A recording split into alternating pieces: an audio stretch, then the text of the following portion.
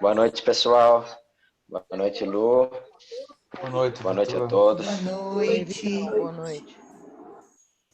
Boa noite. Buenas. Bom, vamos retomar aqui nossos estudos.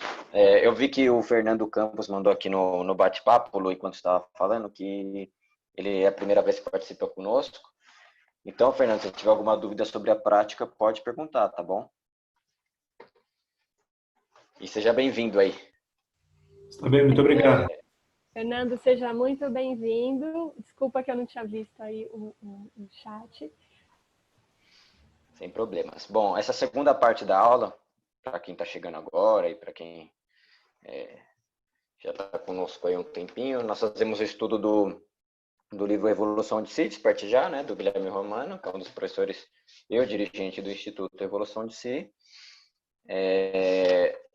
E nessa parte, né, nessa etapa aí do nosso encontro, funciona da seguinte forma: eu leio alguns trechos do livro, né, comento, faço algumas reflexões sobre o que eu penso, e abro para vocês falarem aí também, compartilharem o que vocês pensam sobre os trechos, tá bom?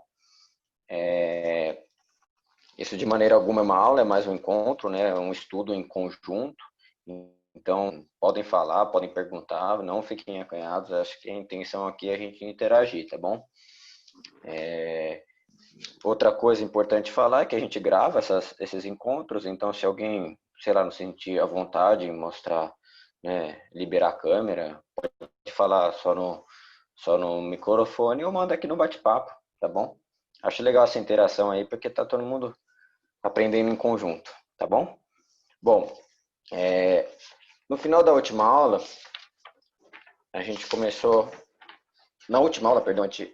o capítulo As Máximas da Atenção e da Intenção, né, na página 79. Isso. E a gente chegou até a gente esmiuçou aí, inclusive com a presença do Guilherme, né, do escritor, que pressão. A gente esmiuçou aí a primeira parte do ensinamento sobre atenção, né, porque esse capítulo ele começa falando sobre atenção e intenção, e ele coloca os dois ensinamentos que norteiam um capítulo inteiro, tá? Então, os dois ensinamentos são o seguinte: onde quer que a atenção e a intenção estejam divididas, há sofrimento. Esse é o primeiro ensinamento. O segundo ensinamento é: onde quer que a atenção e a intenção repousem, que esse aí é a tua realidade. A gente conversou bastante sobre o primeiro, né? Falando sobre a fragmentação da nossa atenção, enquanto isso nos traz sofrimento. E hoje a gente vai começar aqui na página 82 a conversar, a analisar o segundo ensinamento, tá? Se você não tem o livro, não tem problema, eu vou lendo aqui. E se alguém quiser ler também alguma parte que eu não falei aqui, porque eu separo trechos, né? Porque senão eu vou ficar lendo o livro aqui sozinho. Pode colocar também, pode falar. Não, então fiquem tranquilos, tá? Quem não tiver o livro vai acompanhar com as nossas leituras. Mas é legal que vocês leiam, né? Porque a gente sempre finaliza as aulas falando qual é o próximo capítulo que a gente vai estudar. É legal que vocês leiam para trazer as suas reflexões, tá? Bom, então a gente vai prosseguir aqui com o segundo ensinamento na página 82. Vamos lá. Segundo ensinamento: onde quer que a atenção e a intenção repousem, cria-se aí a tua realidade. Bom, o Gui, para colocar aqui dissertar o que ele tira desse ensinamento, ele primeiro faz uma colocação sobre a questão da realidade, tá? Então ele coloca assim: embora haja inúmeros sistemas de filosofia, considerando como verdade coisas diferentes, é indubitável que a nossa percepção da realidade, conquanto ainda estejamos embotados, delirantes e ignorantes, será compreendida, enviesada e limitada. Assim nos dizia Kant: não aprendemos as coisas em si. Isto é, quando nossa consciência capta um objeto, por exemplo, quando vemos uma árvore, ouvimos o farfalhar de suas folhas, tocamos o seu tronco e sentimos os seus cheiros, e, eventualmente, até provamos de seus frutos, todas essas experiências, por mais concretas, verdadeiras e lúcidas para nós, são experiências recortadas do todo. Aí ele continua colocando assim, na página 83. A realidade da árvore nos escapa. O que temos é uma impressão da árvore, uma versão condicionada pelos sentidos e pelas experiências do que aquilo representa da ideia de árvore. A árvore em si, a verdadeira árvore, com todos os seus detalhes, com cada uma de suas folhas, com cada centímetro de tronco, casca e todos os outros elementos que a compõem, nós não podemos perceber em sua totalidade. Por fim, ele coloca aqui sobre isso. A professora Lia Diskin, da Associação Palas Atena, em seus cursos de meditação, nos ensina sobre esta importância da atenção, lembrando-nos que a atenção é sempre um recorte do campo, é um espaço que nos cabe, dados nossos sentidos e dado nosso foco, isto é, nossa concentração em determinado espaço do campo. Bom, então, seguindo no que o Gui está colocando aqui, a gente tem que a atenção focalizada em um ponto, ela é aquilo que o pessoal, né, todo mundo fala que ponto de vista é a vista de um ponto, né?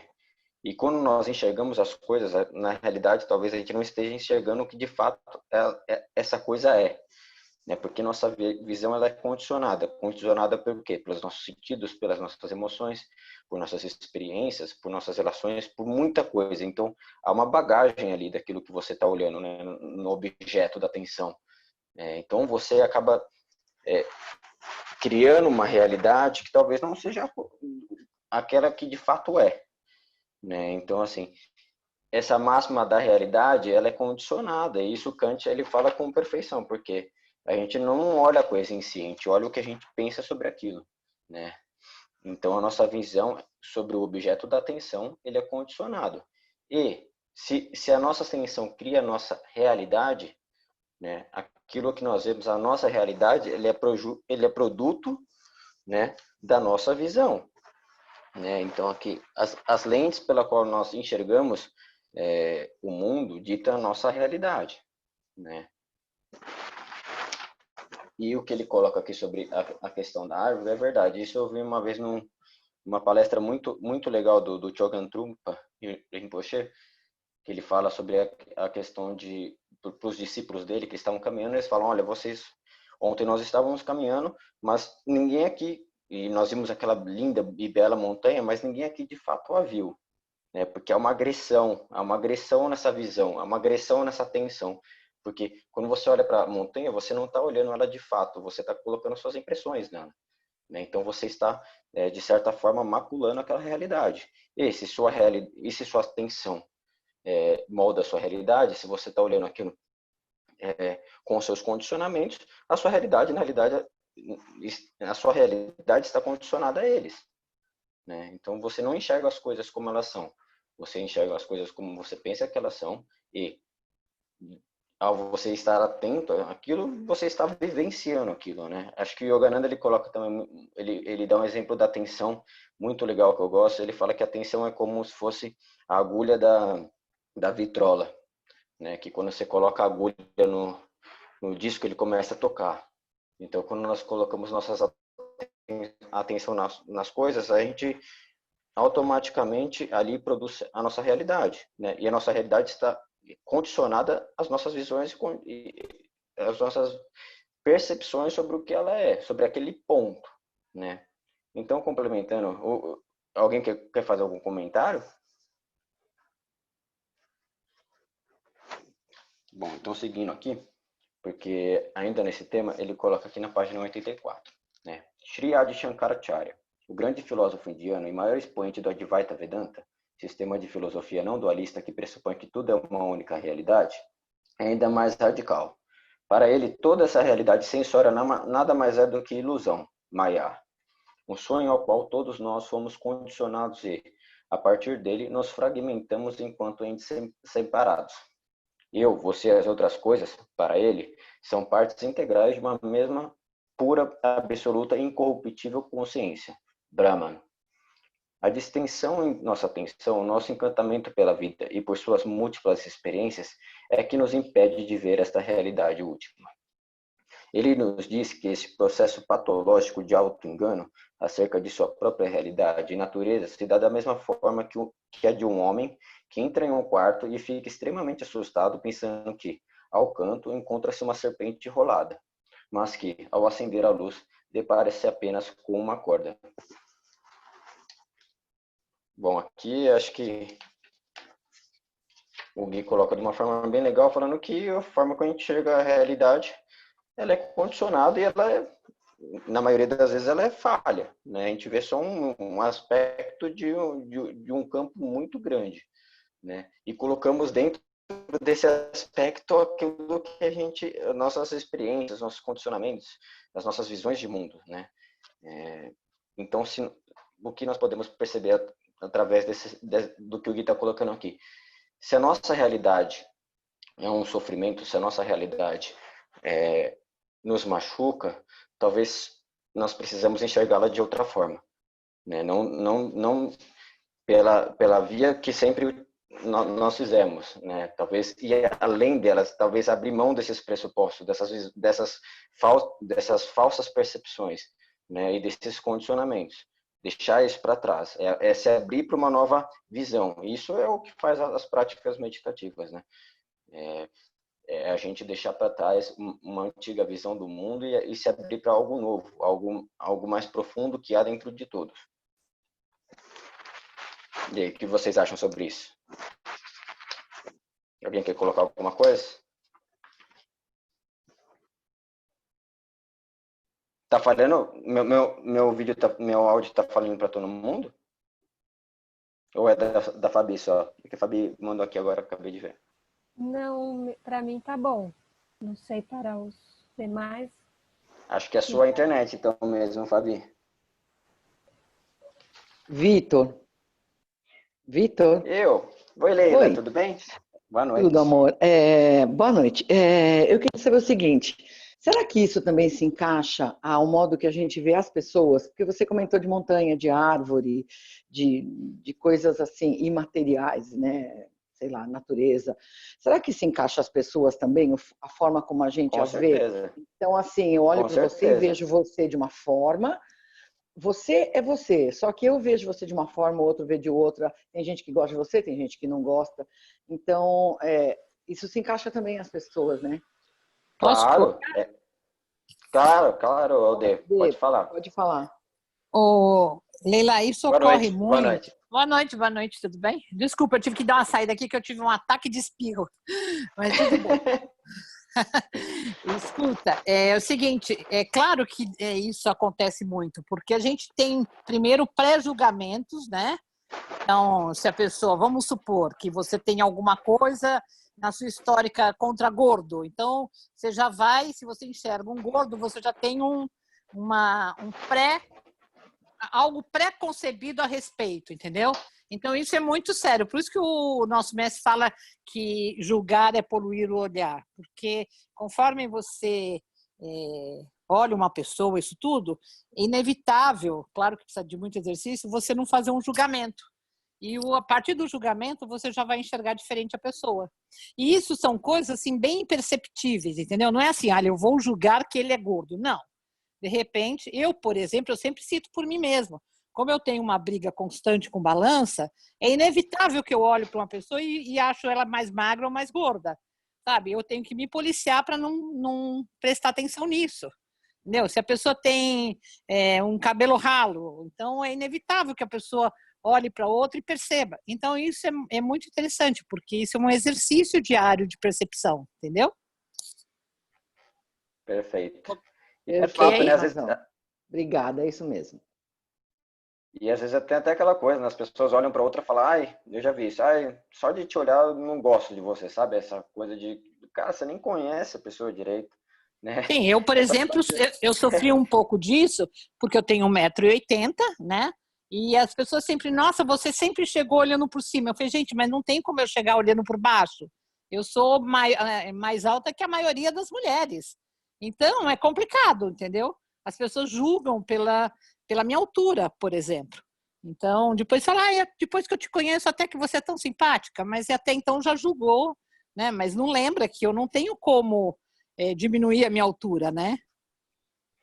Verdade, é aquela coisa, né? As aparências enganam, né? A gente olha uma coisa, Muito, muito. E a E gente usa assim, até a imaginação, né? Também, até nossa e, própria imaginação, a gente começa a criar situações que nem existem. Muito louco e é isso. muito importante a gente verificar também os nossos sentimentos em relação, né? Porque o nosso, mesmo que a gente não tenha a fala, mas a nossa postura, o nosso corpo comunica sentimentos, entendeu? Então, você chega num ambiente, por exemplo, uma coisa que acontece muito, você chega num ambiente de funcionário público, você já sabe que o funcionário público tem uma vontade de atender, não sei o que e tal. Você, sem falar nada, você pode transmitir isso que você pensa deles, entendeu? É verdade, é verdade. Então, assim, nossas visões, elas, né, a gente sempre tem que questionar se aquilo que a gente está olhando é de fato aquilo que é, né? Porque a gente começa a Uhum. colocar as nossas impressões naquilo e daqui a pouco a sua realidade, ela está totalmente distorcida.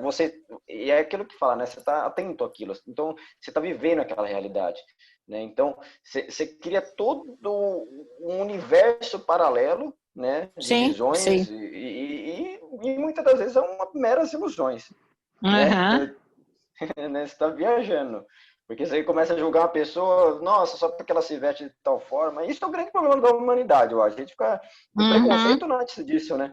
Nasce Ex- da questão das diferenciações. Você fala, nossa, mas aquele cara não se veste igual eu, ou não se veste igual um padrão. Aquele cara, nossa, ele tem um relacionamento diferente do meu, ele gosta de pessoas do mesmo sexo. Nossa, né? As pessoas criam problemas com É, coisas idiotas, né? E assim, desculpa, mas o mundo seria muito chato se ele fosse igual, né? O mundo, sim, ele vive de exatamente. diversidade, né? Exato. E É, assim, se você não é capaz de compreender essa diversidade, se você não é capaz de aceitá-la e vê-la quão bela ela é, você cria uma realidade preconceituosa, uma realidade que você se recorta do mundo, separando, né, se colocando às vezes até mesmo num pedestal, né, falando que uhum. você é melhor que os outros, né?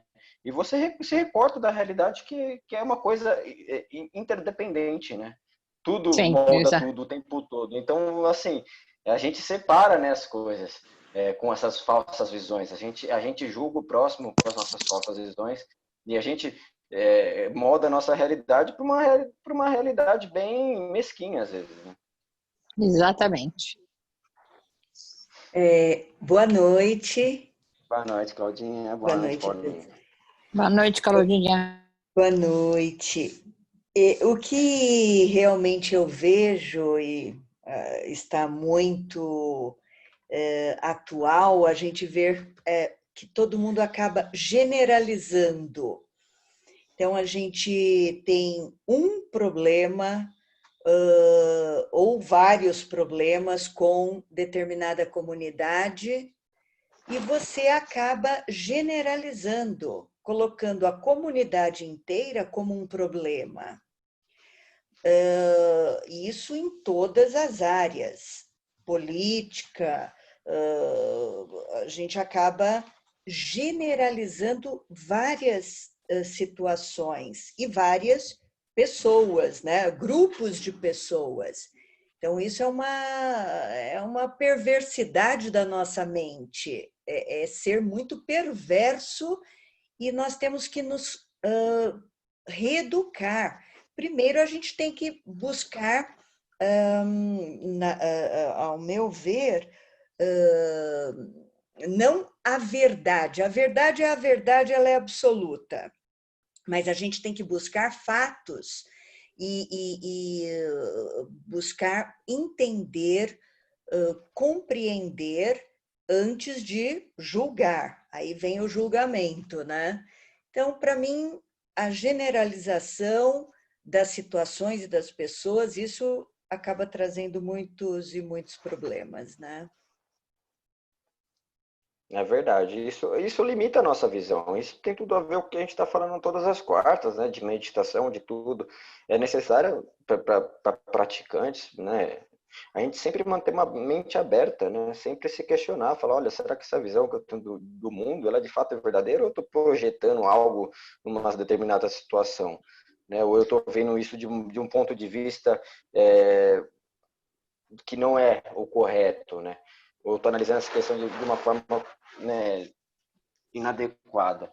Então, isso é para a nossa prática, né? Isso é prática, isso faz parte do nosso conjunto de prática. E a atenção, ela tem um grande poder nisso, né? Porque se você olha de forma atenta e coloca ali todos esses preconceitos, todos esses condicionamentos, você está tornando a sua realidade aquilo, né? E você sofre por isso. O pior de tudo é isso, você está sofrendo por isso, mas você não larga a mão daquela sua velha visão e morre por aquilo, né? Mais Boa alguém? noite. Olá. Boa noite, quem quer? O iPhone? Aqui tá aparecendo o iPhone. Qual é o seu nome?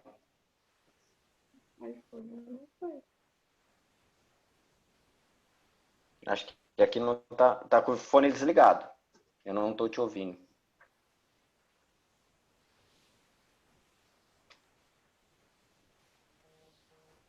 Deixa eu ver aqui, peraí. Acho que travou aqui. Dá para ouvir agora? Agora sim, agora sim. Boa noite, tudo bem? Boa noite, tudo jóia. Eu não sei se cortou na hora que eu falei meu nome, mas meu nome é Késia. Cortou. Cortou.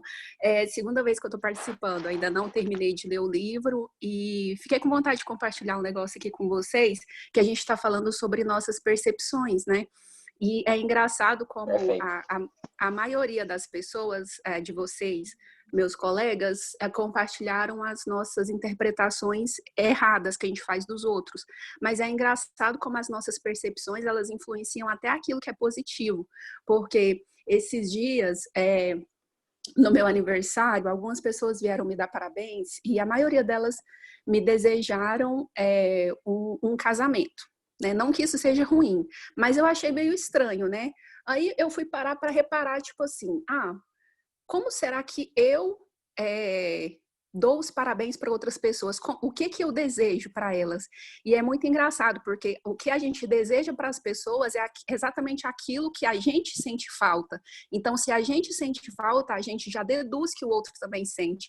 Então, as nossas percepções, elas são tão nossas mesmos, que até aquilo que o outro precisa, a gente imagina na nossa cabeça, sem às vezes, levar em consideração a realidade do fato. É verdade, é verdade. É aquela coisa, né? Quem fica muito preocupado com o outro é porque, na realidade, ele, no fundinho, ele quer aquilo também, né? Você é uma pessoa que é altamente preocupada com por exemplo, a sexualidade dos outros. Ela tem tanta afeição por aquilo, ela quer ficar sempre falando que isso é errado, que talvez no final das contas ela tenha uma coisa ali dentro dela que ainda não está definida, né? Então, às vezes, quando você tem essas faltas, você quer projetar no outro e falar para eles terem também, né? Ô, Vitor, lembra a frase que eu sempre falo? Que só te pega o que te atinge? O que significa isso? O que está te incomodando no outro é exatamente o que incomoda em você mesma. Entendeu? É um exemplo clássico da psicologia é o seguinte: a mulher, quando está grávida, ela sai na rua, só vê mulher grávida. Alguém que tem coisa com o nariz, você só repara o nariz do outro. Que é exatamente isso, o que você vê no outro é aquilo que te incomoda. Por isso dessa frase, só te pega o que te atinge, entendeu? Se alguém fala a respeito de coisas que você sabe que você não é, ou que é isso tudo, você não fica aflito. Mas se a pessoa chega e fala, olha, você deu uma engordadinha, eu falei, opa, pera, acho que engordei mesmo. Então isso me incomoda, porque eu sei que está acontecendo comigo. Entendeu? Isso só para exemplificar. Mas é isso. É Kélia, né? Késia, acho. Késia. Vitor, só também fazer um comentário a respeito. Por favor, Lu. Késia colocou. Primeiro, Késia, bem-vinda aos nossos encontros às quartas. É um prazer recebê-la. E nesse seu relato, eu me lembrei também de algo que o Guilherme sempre fala, em relação à religião, né? Seja qual for a religião que uma pessoa tenha, se essa pessoa ela tem sempre o objetivo de doutrinar o outro, né? Querer a todo custo, mostrar que aquela verdade, que a religião dele é a verdade né, absoluta e querer convencer o outro daquilo que ele acredita, aí, nesse sentido seria a mesma coisa, né? Essa pessoa ela fica tentando converter os outros ou convencer os outros porque ela mesma não está convencida, né? Então a gente sempre fala sobre isso, né? Porque se você tem a sua convicção, claro, você pode compartilhar as suas experiências com os outros, mostrar aquilo que é bom, seja qual for a sua crença, ou até mesmo as práticas, né? Mas não querer convencer o outro a qualquer custo, né? Ou então partir para um fanatismo. Então, porque muitas vezes essa pessoa não está mesmo nem convencida daquilo que ela está pregando, né? Seria também um outro aspecto. Verdade. Alguém vai falar alguma coisa que apareceu aqui um barulhinho? Bom, acho que não. Então é isso, pessoal. Vamos dar seguimento. Acho que a próxima parte do livro aqui vai seguir exatamente nessa linha do que estamos conversando, tá? E eu gostei, eu achei muito legal também esse exercício da Kézia de refletir o que os outros falaram para ela. Isso faz parte, né, de um caminho de autoinvestigação. Falar, olha, por que estão falando isso, né? E você vai analisando até chegar talvez a um entendimento, né? Até você ir lá e entender de onde que vem essa projeção e não ficar, né, remoendo aquilo, né? Não ficar trazendo aquilo e ficar lá dentro, falar, nossa, mas todo mundo me desejando isso, tá? Mas por que tá todo mundo me desejando isso, né? É que nem quando alguém faz alguma crítica para você. Acho que a primeira coisa que você tem que fazer quando alguém faz uma crítica é você olhar primeiro se a pessoa está falando verdade, né? E se você se analisar com profundidade, né, com atenção e com sinceridade e falar, nossa, a pessoa está fazendo uma crítica indevida, você simplesmente descarta. Mas se você fala, nossa, de fato aquela pessoa está fazendo uma crítica verdadeira, né? Então eu vou me corrigir, né? Bom, vamos lá, seguindo nessa questão de falsas visões e falsas percepções da realidade. O Gui coloca aqui um conto, tá na página 84 ainda, que diz o seguinte: conta-se que uma velha amarga e fofoqueira, todos os dias, através da janela de sua casa, olhava para o varal de sua vizinha e colocava-se imediatamente a criticar, nos ouvidos de seu próprio esposo, sobre como aquela mulher era porca. Veja, infeliz, todas as suas roupas imundas, não sei como ela tem coragem de estendê-las assim. Chama isso de lavar? Que coisa mais absurda, não tem vergonha. Até parece que ela não sabe que tudo isso é uma imundice. Algumas semanas o marido ouvia em silêncio, suspiro, triste pela atitude infantil e mesquinha de sua esposa, até que, em um rompante, ele disse: deixe de besteira, mulher. Não está vendo que o problema está em você? Em mim?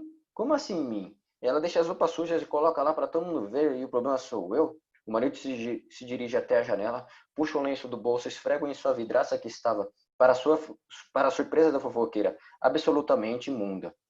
Por trás da janela, agora límpida e transparente, aparece um varal repleto de roupas candidamente bem lavadas e cuidadas. Ou seja, né, olhe sempre para você antes de fazer qualquer julgamento. Vê se de fato você está enxergando aquilo que é, né? Posso falar rapidinho? A minha mãe... Boa noite. Boa noite. A minha mãe contava, a Luciana sabe, a minha mãe contava essa historinha para a gente, né? Então, só que a minha mãe dizia assim, no final, que ela chamava o marido para ele ver a roupa limpa através da janela. Ele fala, não foi a roupa que mudou, você limpou a sua janela.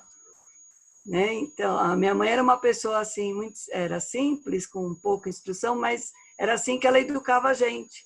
Era sempre contando histórias, né? Ela sempre tinha uma historinha para contar para a gente, para dar educação. Ela quis dizer, o problema não está na vizinha, o problema estava dentro de casa. Ela julgava a vizinha sem olhar que a janela dela estava suja, entendeu?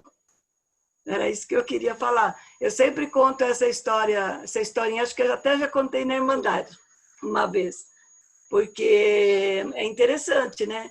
Quer dizer, é aquela história que o pessoal falava, né? O macaco, ele tá no rabo e fala do outro, né? E a minha mãe sempre contava, tinha várias histórias que ela contava para mostrar para a gente o que não devíamos fazer, né? Mas é isso aí, obrigada. Lembrei bastante agora. É isso, Ângela. Ver como os ensinamentos, né, nos tocam para sempre, né? A educação, quando ela é transmitida, ela fica com a gente para sempre na nossa vida, né? Muito legal. Obrigado por ter compartilhado. E é exatamente isso, né? Acho que o ponto de partida é a gente olhar para si próprio, né? Antes de você começar a falar do mundo, da violência do mundo, fica falando da violência do mundo, mas espera lá, e quão violento você é, né? Você fica falando do outro, que ele é dessa forma, mas espera lá, e quanto você é assim também, né? Então, quem é você para falar, né, do outro, sendo que você, no final das contas, age da mesma forma, né? E acho que é nessa toada aí que o texto segue, que ele coloca assim, Jung. Temos a explicação prática de mais um ensino, né? Ele falando do conto, né? Ele fala, olha, além da bofetada educativa, temos a explicação prática de mais um dos ensinamentos de meu mestre. Julgar é poluir o olhar sempre.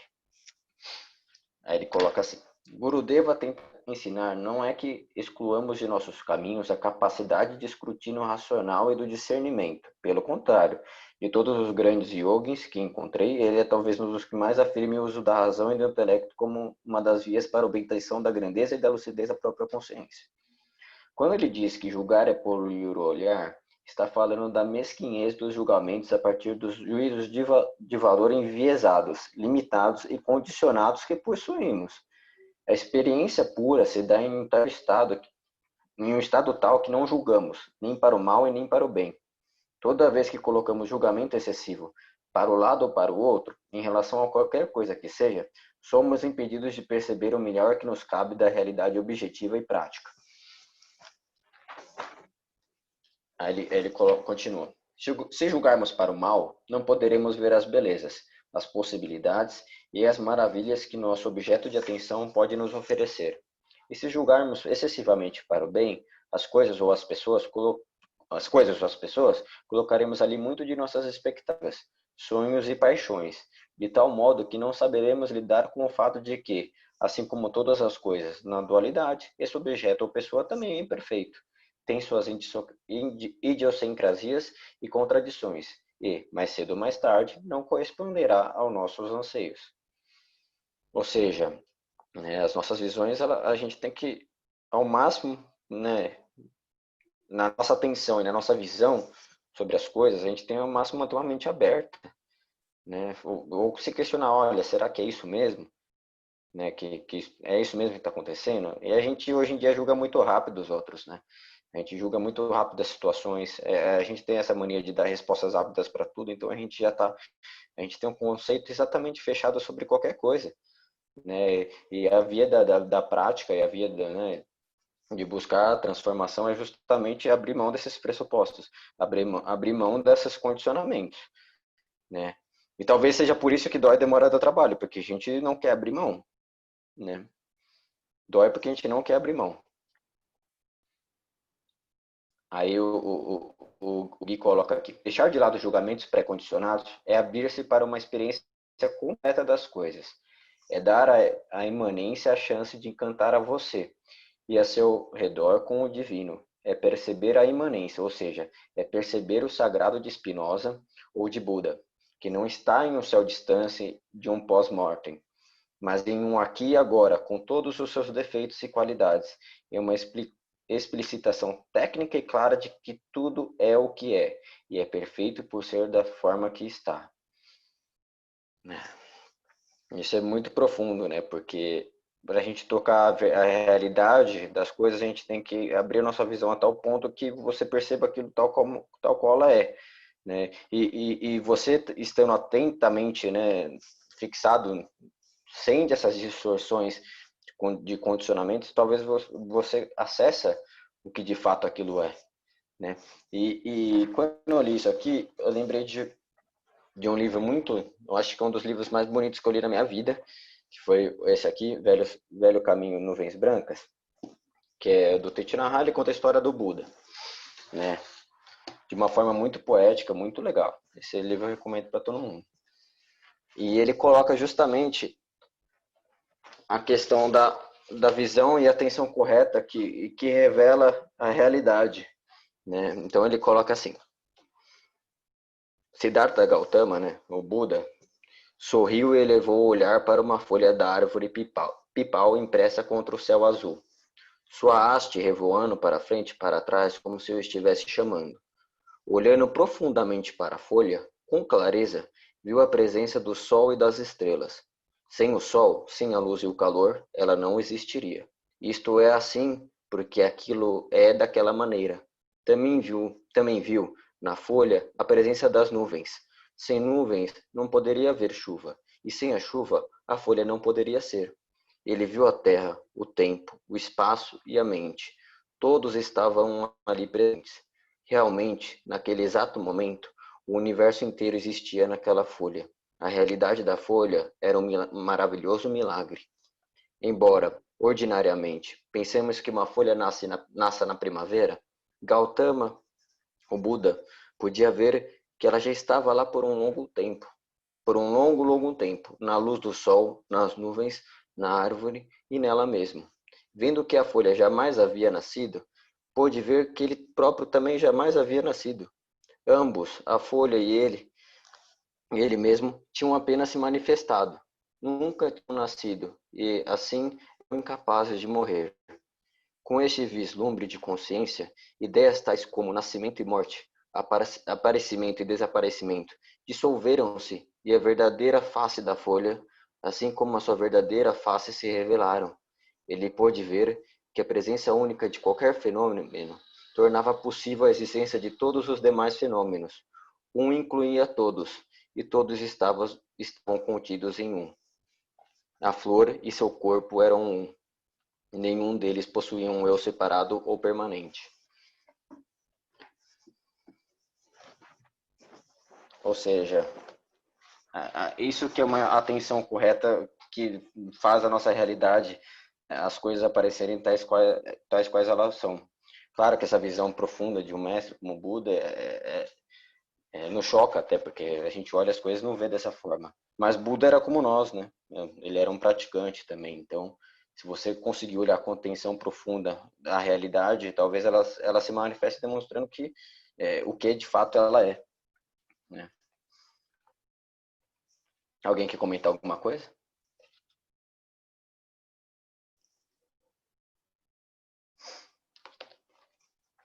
Aí o Gui começa aqui. Ele continua falando o seguinte: para de julgar a roupa suja ou bem lavada de seu vizinho e vai cuidar da sua casa interna. Vai cuidar vai cuidar das suas visões do mundo, vai cuidar daquilo que te pertence, né? Você é o criador da sua própria realidade. Então, se suas lentes, né, se os objetos de sua atenção não te agradam ou te causam espanto, medo, sofrimento, troque as lentes, né? Veja de outra forma, vá mais fundo. Isso que é o ir mais fundo, né? Que a gente sempre fala aqui, que nosso mestre nos fala. Vai mais fundo, vê se aquilo mesmo é o que você pensa que é. Será que não é uma projeção, um condicionamento, uma ilusão? Então, aqui ele encerra essa questão da realidade, né, dos condicionamentos, da possibilidade de você, com uma mente aberta, né, e uma atenção correta, visualizar as coisas da forma que elas são. Né? Então, você sair de uma realidade de sofrimento e viver um aqui agora pleno e em sua potencialidade feliz. Né? Aí o Gui começa a colocar aqui na página 87 essa questão da atenção. Tá? Porque se a gente está falando de atenção e intenção moldam a sua realidade, ele está colocando aqui as espécies o que é atenção e as espécies de atenção. Tá? Vamos lá, peraí.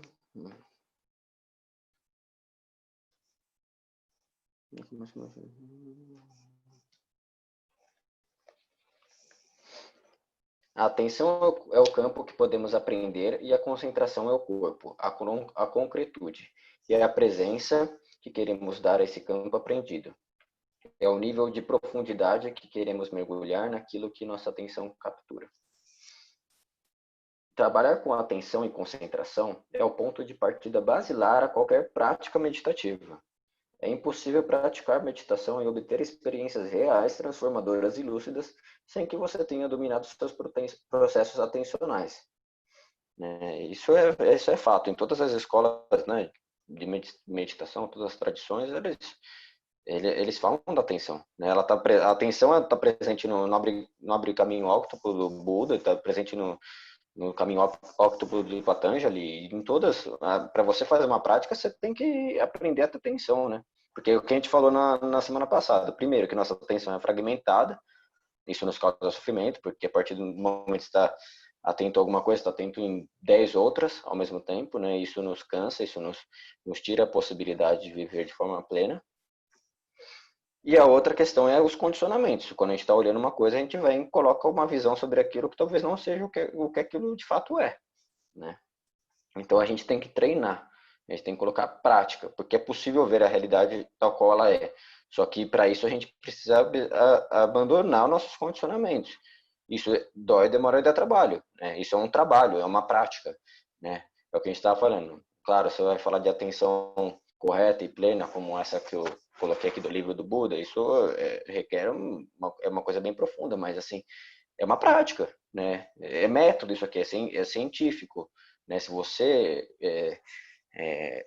treinar sua atenção de modo que você consiga fixar sem distorções e sem devaneios, você consegue tocar a realidade tal qual ela é, né? O que os mestres falam, as tradições falam, e o que a prática meditativa vai te mostrar na prática, né? Na experiência, você com você mesmo, né? Isso aqui não é conceito. O legal disso tudo é que, além de, claro, é conceito, mas você tem que colocar isso na sua vida prática, porque senão é só letra morta, né? Não adianta eu falar, nossa, dentro desse livro está contido, né, uma visão racional, está contida o sol, a lua, as estrelas, etc. Você fica muito poético, mas não fica palpável, não fica real para você, porque não é aquilo que você está experimentando, né? Você tem que sair do campo do conceitual e colocar em prática e viver aquilo de fato, né? Integralmente e plenamente. Aí ele coloca aqui sobre a questão da atenção. Ele fala o seguinte: segundo a professora Lia Diskin, né, que já mencionamos anteriormente, a atenção se divide a rigor em 3 modos, que acontecem simultaneamente em nós, para que consigamos experienciar e responder ao mundo. Nós temos a atenção focada, aquela que se atém atida a um único ponto. A atenção multifocal, que dá conta de aprender o máximo de todos os sentidos, seja de nossa paisagem visual, nossa paisagem sonora, nosso tato, podemos realizar tarefas de precisão, como dirigir, por exemplo. E há também a atenção seletiva, que utilizamos quando múltiplas coisas estão acontecendo e precisamos nos dedicar apenas a uma delas. Ou seja, o que nós falamos na aula passada, na conversa passada, é que a gente está sempre atento a alguma coisa. A gente sempre está com a nossa atenção focalizada. Ela pode estar focalizada em 10 coisas ao mesmo tempo, ela pode estar focalizada num ponto só, ou estando você no meio de diversas atividades, você tem que, no meio de um ambiente cheio de interações, você tem que focalizar em alguma coisa, que é a atenção seletiva, né? Isso é prática, é método, né? E acontece com todos. Por isso que, se a gente saber utilizar dessa faculdade da nossa mente de uma forma coerente, de uma forma precisa, nós conseguimos viver de forma mais lúcida, né? E a segunda parte, né, do ensinamento lá é a questão da intenção, né? O Gui coloca assim: a intenção, a motivação que dá corpo à nossa vontade, a força que reveste de objetivo as nossas energias potenciais e nossas paixões. A intenção é onde queremos chegar, o que queremos fazer a partir de nossas palavras, pensamentos e atitudes. É ela a motivação de nossos desejos e a força motriz de nossas paixões. O que você quer fazer, qual seu propósito, que rumo você quer tomar e como você quer reagir a cada coisa. Fazer parte de como você conhece, modula e adquire autonomia sobre suas intenções. Não se engane, boa parte das intenções que possuímos são inconscientes, dadas pela sociedade, pela mídia, por nossa cultura, nossa família e nossos amigos, por nossa genética e por aspectos tão sutis em nós que seria impossível de mapear. Mas há um aspecto aparentemente pequeno de nossa consciência que possui autonomia, o famoso livre-arbítrio. É nesse campo que sua intenção pode ser trabalhada, refinada e melhorada. Assim como você não é múltiplas coisas, mas uma unidade integral, sua atenção, sua intenção e sua concentração, sendo trabalhadas em pequenos aspectos, conscientes ou inconscientes, vão reverberar por todo o campo da sua consciência. Na medida em que um treinamento lúcido, concreto e verdadeiro seja feito, a partir de técnicas e métodos consistentes e tradicionais, tenha certeza. Trabalhar um campo de uma dessas faculdades é trabalhar você como um todo. Né? Então, assim, ou seja, a intenção ela está aliada à atenção. O que você está fazendo ali? O que você quer? Né? Por que você está olhando aquele objeto? Por que você está repousando sua atenção ali? Qual é a sua intenção sobre isso? Né? Você quer olhar para uma situação para você sofrer nela ou você quer vê-la em profundidade e entendê-la? Né? Você quer voltar lá para trás num passado remoto e viver, né? Porque quando a gente coloca a nossa atenção em uma memória antiga, a gente revive aquilo como se estivesse acontecendo agora, né? Isso que é a questão da atenção e da intenção, cria a sua realidade. Porque se você foi lá visitar aquele trauma, aquela coisa, só para sofrê-lo novamente, isso se torna a sua realidade. Então, a sua realidade no aqui e agora está, né, você está sofrendo por causa disso. Né? É palpável, você está vivendo aquilo de novo, mais que aquilo tenha acontecido há 15 anos atrás. Né? E o mesmo se dá com o futuro. Né? Então, assim, por que você está com essa intenção? Quais são os seus desejos? O que está por trás dos seus desejos? O que você quer com isso? Onde você quer chegar? Né? Então, essas duas coisas, a atenção e a intenção, elas moldam aquilo que somos. Né? Então, assim, se você não está feliz com aquilo que você é, talvez você tenha que investigar, primeiro, as suas intenções e, segundo, o que você está fazendo com essa atenção. Né? Se você não está feliz e não está, né, em harmonia consigo, talvez seja o momento de você tentar enxergar a realidade de uma forma diferente. Né? E isso que eu acho que é a verdadeira renúncia. Né? A gente fala de renúncia e a renúncia verdadeira é isso, é abandonar essa velha visão, é abandonar o eu já sei, eu quero, todas essas coisas, é abandonar esse velho eu seu, né? Que é tão sujo de problemas, de sofrimento, de tormentas, né? E talvez experimentar uma coisa nova, né? Porque isso é a vida, isso é transformação. Enquanto você não se transforma, você não está em harmonia com a própria natureza, porque a natureza em si é transformação. Se você quer ser para sempre a mesma pessoa, do começo ao fim, do primeiro ano de idade até os 80 anos de idade, você nem precisa ter nascido, porque você, né? Que vida foi essa? Né? Acho que a transformação, a nova visão, abrir a sua mente para novas coisas, traz um frescor para a vida, traz um deleite para a vida, porque largar as nossas novas visões, principalmente aquelas que nos aprisionam, né, nos torna mais lúcidos e felizes. E aí, comentem um pouco aí o que vocês acham disso. Vocês têm alguma pergunta? Vocês querem colocar alguma reflexão? Por favor.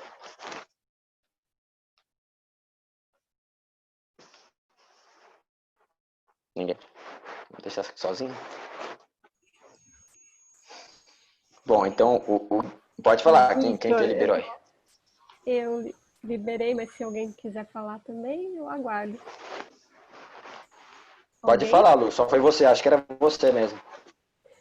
Estava aqui refletindo, né, quando você... As coisas que você estava colocando, uma delas, quando você estava falando, né, vai mais fundo,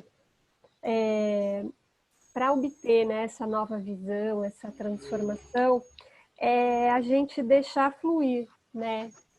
Porque a gente às vezes fica tão preso também a quando que as coisas vão acontecer, se o método é como que eu faço, como que eu não faço, e inclusive em relação à própria atenção. Porque uma coisa que eu fiquei refletindo a gente vê aqui que são 2 pontos fundamentais, a atenção e a intenção.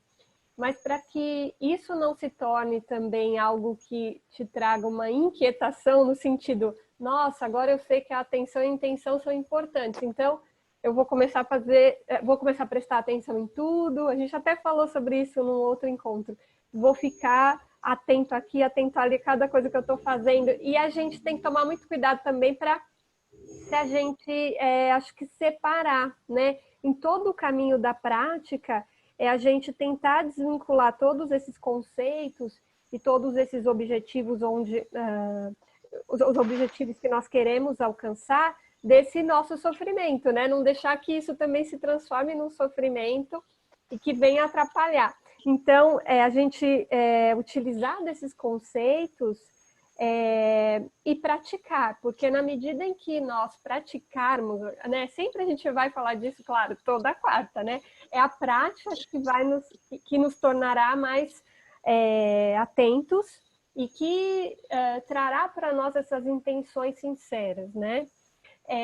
Agora, o que a gente precisa o que a gente precisa perceber é o seguinte, saber que a atenção e a intenção são fundamentais, mas deixar fluir, né? A partir do momento que você sabe que aquele conceito é importante, então você pratica, deixa fluir, e aí uma hora você perceberá que as coisas estão acontecendo, né? Ou seja, não sei se eu fui clara, mas seria não se preocupar em quando que você vai se tornar uma pessoa mais atenta. Você precisa observar, né? Você se tornar um observador de si, mas não se apegar aos resultados. Acho que é aí que eu estou querendo chegar. Não se apegar só aos resultados. Nossa, será que hoje eu fui atento? Não, você vai percebendo em cada atitude, né? Em cada coisa que você faz, você vai refletindo como você está agindo, mas não fazer com que isso também te traga uma pressão, um sofrimento. Né? Tem algo muito interessante que a gente comentava nos encontros de quarta, eu sempre lembro de algo que o Paulinho falava.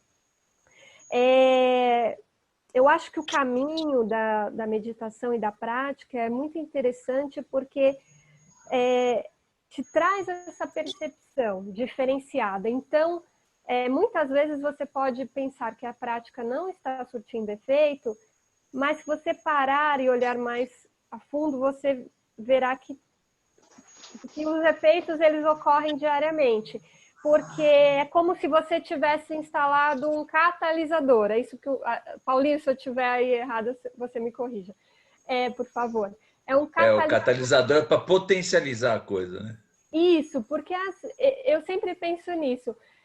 Quando eu não conhecia esse caminho, as coisas aconteciam, muitas coisas eu nem percebia. Né? Nem percebia que tinha que ser mais atenta, não, estava fazendo tudo ao mesmo tempo, e como eu comentei outro dia, fazia tudo ao mesmo tempo, por exemplo, no trabalho, lia, conversava, respondia e-mail, atendia telefone e achava bonito. Né? Hoje eu já tenho outra visão, eu achava aquilo o máximo, a pessoa fazer multitarefas, ser multitarefas total. Hoje não, a partir do momento, se a gente olha e percebe, olha, é importante aqui ter a atenção, você já deu um passo, você já conheceu o caminho para chegar nessa verdade, né? O caminho para você chegar na transformação efetiva.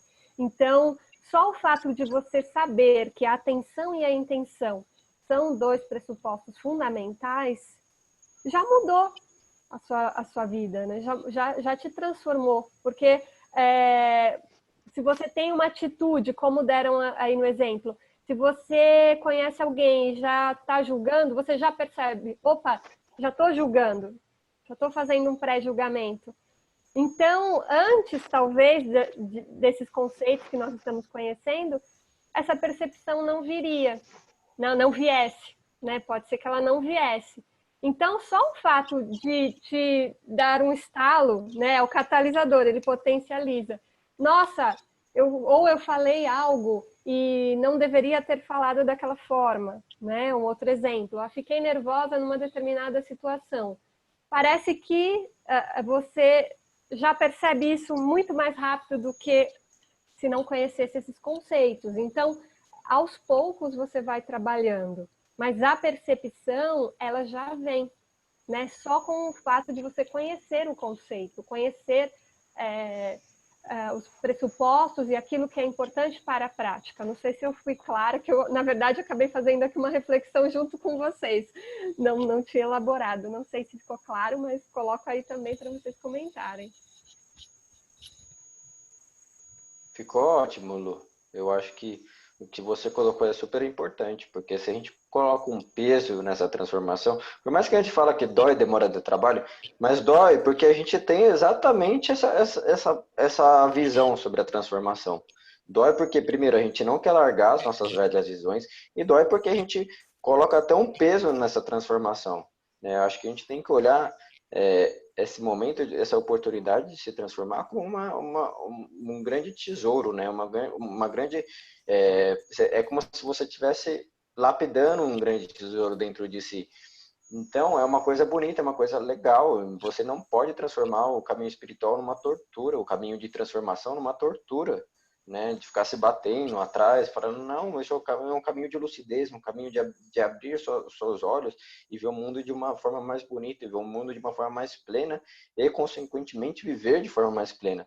Então, uma coisa que é muito comum quando a gente começa a praticar, porque tudo isso começa, né, que nem a gente começou nossa aula, sentando em silêncio, né, a gente se reconciliando com o silêncio.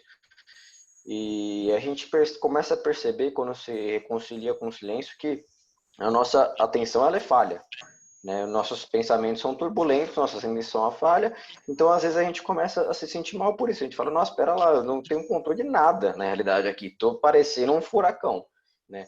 E às vezes você acaba se culpando, às vezes você fala, meditação, essas coisas não são para mim, eu sou muito turbulento, eu sou muito nervoso, eu não consigo que modificar isso, mas por isso que a prática ela tem que ser feita com disciplina, dia a dia, porque é gradativo o negócio, né? É você usar principalmente da respiração para se transformar. Eu acho que esse é o grande X da questão, foi a grande descoberta, né, dos praticantes, de que se você tem uma respiração, você sabe e aprende a controlar a sua respiração, automaticamente você controla, primeiro, os seus pensamentos, a sua mente, você acaba conseguindo apaziguá-los, né? Segundo, o seu próprio corpo. Então, quando você começa a fazer as práticas, começa a colocar isso no dia a dia, você vai se transformando aos poucos, você não pode colocar um peso nisso, você não vai sentar aqui e sair atento, 100% ancorado no presente amanhã, né? Isso acontece com todos nós, assim, eu pratico, vai fazer o quê? 3 anos, e assim, nossa atenção ela vai se aperfeiçoando, sim, mas você também falha, você também tá, né? Às vezes eu usei aquele exemplo uma vez e é verdade. Você está andando na rua, você nem está andando, porque você está pensando lá em Marte, né?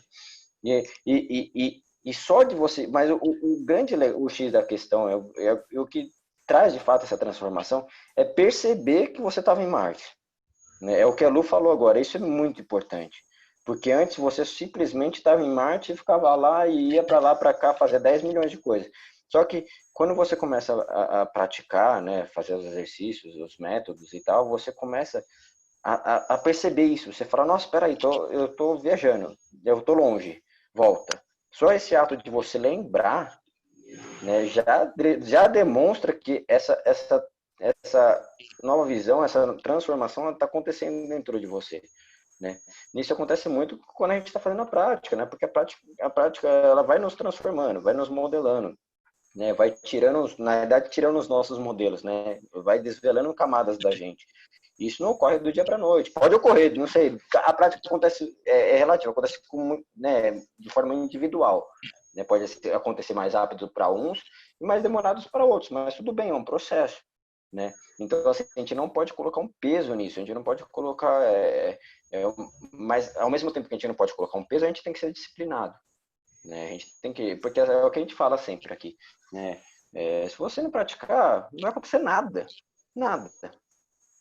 Você vai continuar a mesma coisa. Não vai acontecer simplesmente nada. Agora, a partir do momento que você fala, nossa, pera lá, a realidade da forma tal qual ela me faz sofrer, eu não quero sofrer. Acho que nenhum ser no mundo quer sofrer. Então, se você não quer sofrer, você tem que sair do estado de sofrimento, você tem que sair dessa falsa visão. E, para tanto, você tem que praticar, você tem que treinar. Nossa atenção é destreinada, assim como nossa concentração, assim como nossa visão, e tantas outras faculdades nossas, né?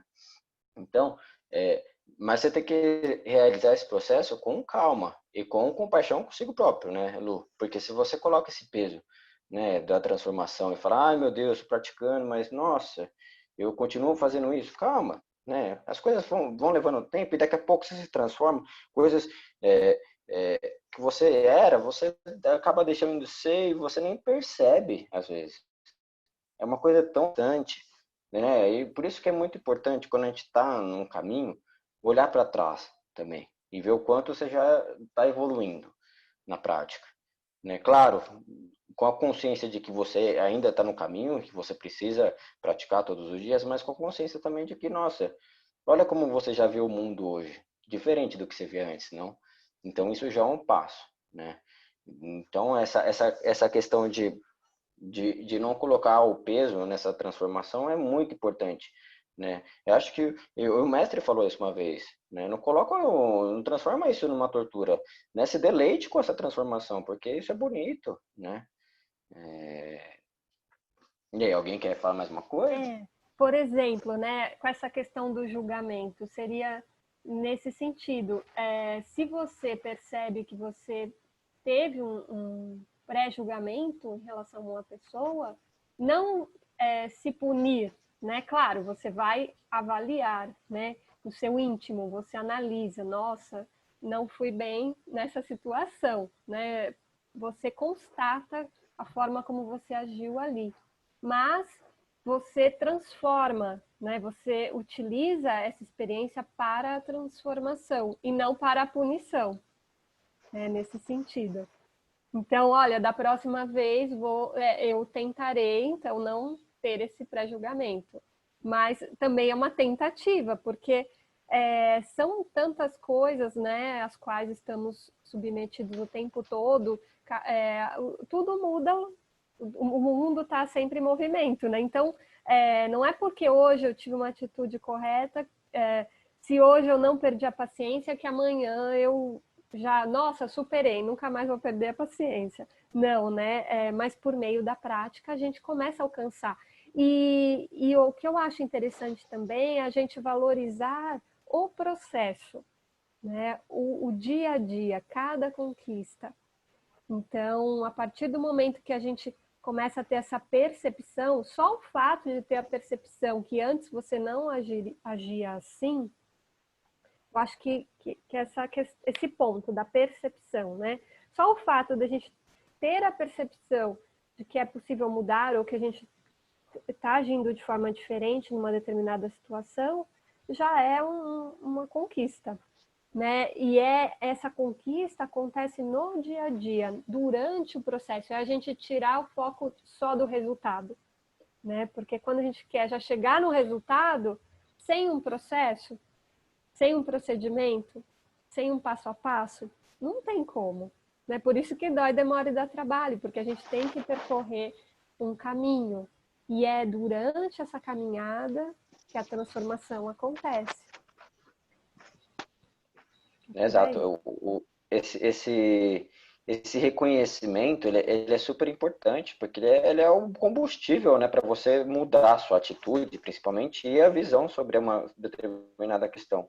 Né? Se você, por exemplo, magoou alguém, né, é só o reconhecimento de que você magoou alguém, só essa percepção já te dá a oportunidade de você se reconciliar com aquela pessoa, né? Então, assim, o reconhecimento, ela é muito importante, porque se você, às vezes, cometeu alguma falta com o outro, com sei lá o quê, você tem a possibilidade, a partir do reconhecimento, remediar aquilo, transformar aquela situação em uma coisa, olha, desculpa, fiz algo errado, sei lá. Né? A gente tem dias e dias, às vezes acaba fazendo, né? A gente se engana, né? Muitas vezes, né?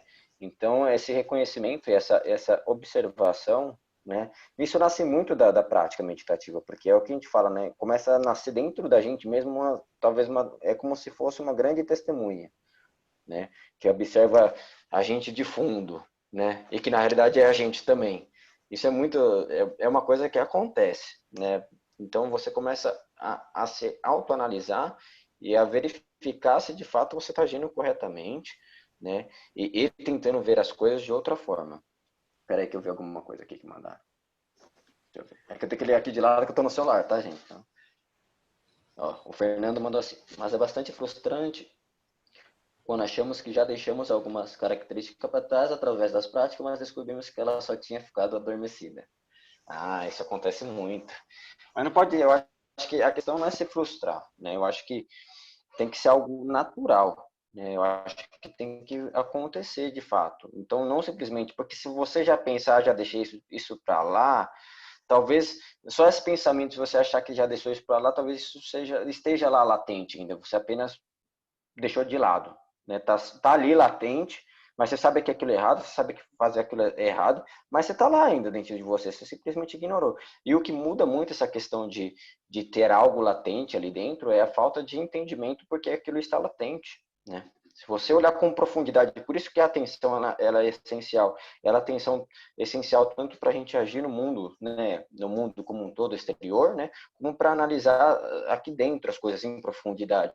Porque a partir do momento que você olha em profundidade mesmo e reconhece algo que você tem, e a partir do entendimento você consegue transformar isso, não vai surgir mais, é algo espontâneo, né? Então, assim, às vezes você acha que superou alguma coisa, mas está ali latente, né? Isso acontece com todos nós, viu, Fernando? Mas é um processo de, se aparecer de novo, você reconhecer aquilo e falar, não, pera lá, isso aqui estava aqui ainda. Eu pensei que já. Acho que essa é a visão que você tem que mudar, não deixar isso uma coisa pesada e frustrante. Você olhar, isso aqui estava latente ainda, né? Por mais que eu tivesse, que eu tivesse conseguido amenizar isso, estava aqui ainda, né? Então, legal que apareceu de novo, porque agora eu vou compreender porque isso está aparecendo de novo, né? E você vai olhar para aquilo e vai falar, da onde surge isso? Por que surge? E você vai descobrindo as causas, né? Porque a gente olha muito só os efeitos, os hábitos, mas o que causa tudo isso? Vai lá para trás e enxerga aquilo com profundidade, né? Eu gosto,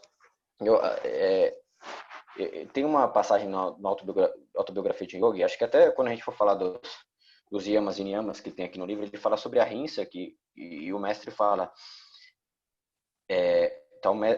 tá Shilpa Teshwar e Yogananda meditando, né? E eles estavam num ambiente que tinha muitos mosquitos, né? E quando pousa um no Yogananda, ele vai querer matar, ele já pensa, não, matar errado, mas aí o mestre fala para ele, bom, em sua mente você já matou. Então, assim,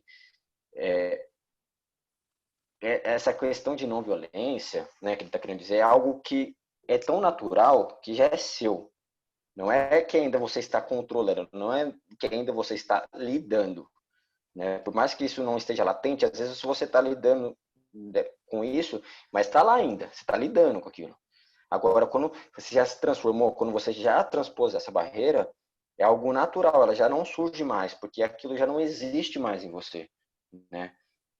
Não sei se você... Alguém quer falar mais alguma coisa? Por favor. Oi, tá me ouvindo? Por favor. Olá. Quem tá falando? Para quem não tá aparecendo aqui para mim, quem tá falando? É a Kézia de novo. Oi, tudo bem? Fala de novo, claro. Tamo aqui. Tá.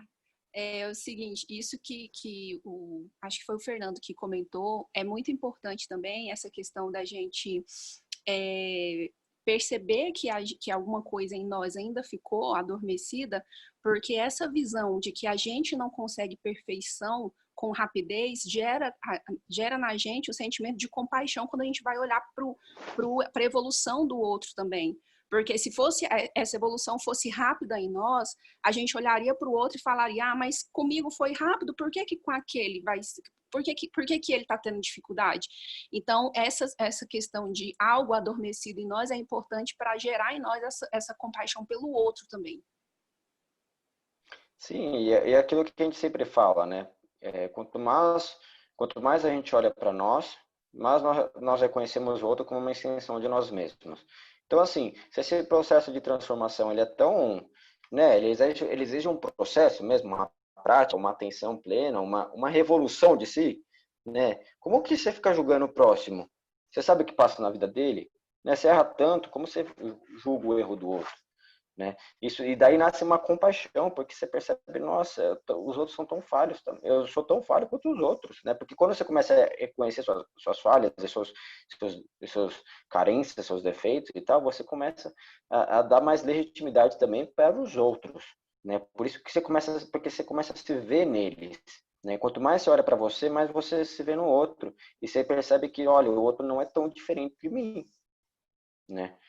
Então, é muito importante, né? Essa é meio paradoxal, né? Porque quanto mais você olha para dentro, mais você percebe que fora também não está separado de você, né?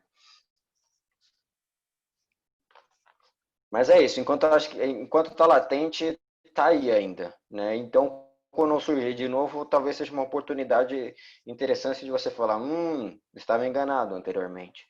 Devo lidar com isso ainda e entender por que está surgindo novamente, né? E assim, coisas como raiva, essas coisas, isso surge em todo mundo, faz parte de um sentimento. Eu estava vendo, acho que foi a Monja Panha que ela fala, olha, não é que eu não sinta raiva, eu sinto, só que eu percebo ela de uma forma tão rápida, quando ela surge, que eu consigo compreendê-la, as raízes dela e transformá-la, entendeu? E não mais estar fadado a ficar com raiva, entendeu? Bom, aí o Gui finaliza aqui só para a gente encerrar, porque já são 10 horas. Alguém quer falar mais uma coisa? Pontuar mais alguma coisa? Bom, vamos lá. Só para finalizar então esse capítulo, o Gui coloca assim: temos assim o trabalho sólido, consciente, compassivo e diário sobre nossa atenção, nossa concentração e nossa intenção, como um dos pontos de partida fundamentais para a execução das técnicas transformadoras de meditação e do próprio processo de transformação em prol da lucidez plena, a que chamamos evolução de si, né? Que dá o título do livro. De modo a nos apropriarmos de um viver encantado, altruísta, bondoso, retumbante e memorável, né? Todo esse movimento é um momento de despertar, né? Essa análise, você enxergar as coisas que você antes ignorava, você está despertando, né? Você está saindo de um estado de sonambulismo, de que você é jogado de um para o outro, né? No tempo todo, com base nos seus condicionamentos e nas circunstâncias, e você começa a ir mais fundo e olhar as situações com um novo olhar, né? Então é isso, a gente finaliza esse capítulo, né, sobre a atenção. Semana que vem a gente vai começar, então, a falar sobre o próximo capítulo, que é os benefícios da prática, tá? Começa na página 89. A gente vai tentar dar uma avançada nele, talvez encerre na próxima quarta.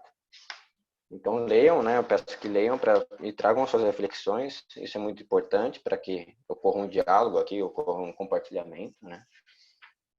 Para a gente se nutrir. E é isso, pessoal. Vou só fazer a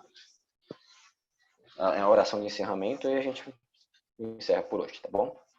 Pelas auspiciosas bênçãos e ensinamentos que nos concedem, rendemos graças e louvores a Deus, aos nossos divinos mestres, e nos curvamos a seus santificados pés de lótus de novo e de novo. Jai Gurudeva Shri Swami Shiva Harananda Ki Jai. Om Tat Sat. Om Amém. Boa noite, pessoal. Boa noite. Boa noite, obrigado. Boa noite a todos. Boa noite. Nos vemos na semana que vem. Espero Se Deus vê-los. quiser. Tchau, tchau. Tchau, tchau.